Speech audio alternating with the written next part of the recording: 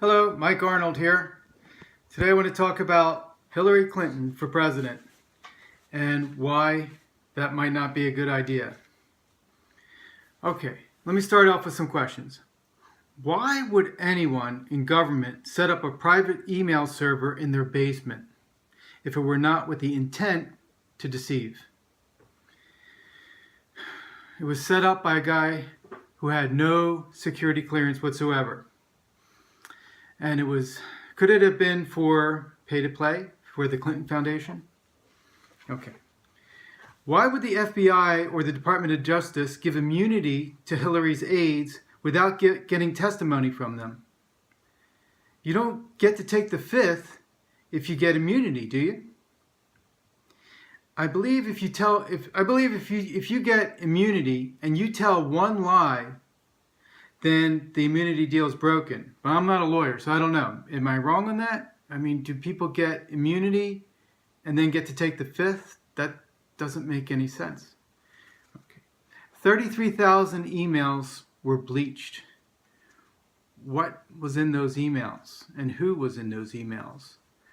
Could President Obama have been in those emails? He admitted to corresponding with her, his Secretary of State, via her email server. He may or may not have known that it was a private email server in her basement. How he could not know, I don't know.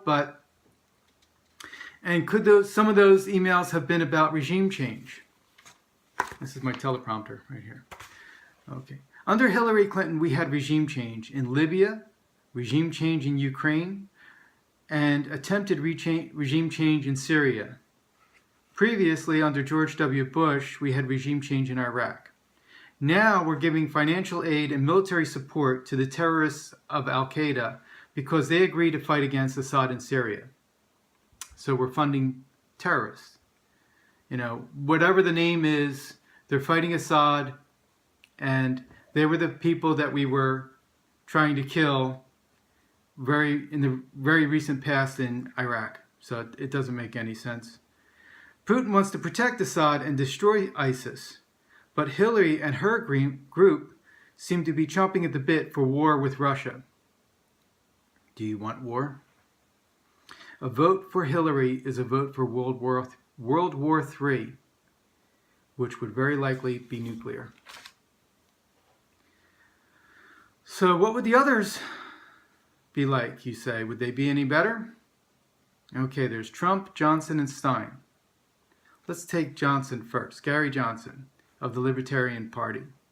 He would vote for TPP, which is Trans-Pacific Partnership, which Obama is trying to squeak through before he leaves, by the way. This trade deal was done in secret. It would undermine U.S. sovereignty to multinational corporations. Okay, that's all I need to know about Gary Johnson, personally. Dr. Jill Stein of the Green Party. Now, we're just talking about foreign policy here. Okay, she would cut the military budget in half and close all or nearly all 700 bases on foreign soil. She would cut financial and military aid to Israel, Saudi Arabia, and any other countries in grave violation of human rights and international law. All right. Donald Trump on foreign policy only. He's against regime change. That's a very big deal. He's against TPP. That's a very big deal. But he is supportive of the terrorist state of Israel and their apartheid government. I have my reasons for calling them the terrorist state. It has to do with the fact that I'm a 9/11 truther, but that's another email. That's another video. Okay, I'm not going to start over. Let's keep going. He will work to stop refugees from Syria and other countries because they cannot be properly screened. He will build a wall on the southern border of the U.S. to keep out illegal immigrants. And he wants to rebuild our military, so I guess that means maintaining the $1 trillion to $1.5 trillion military budget. Okay.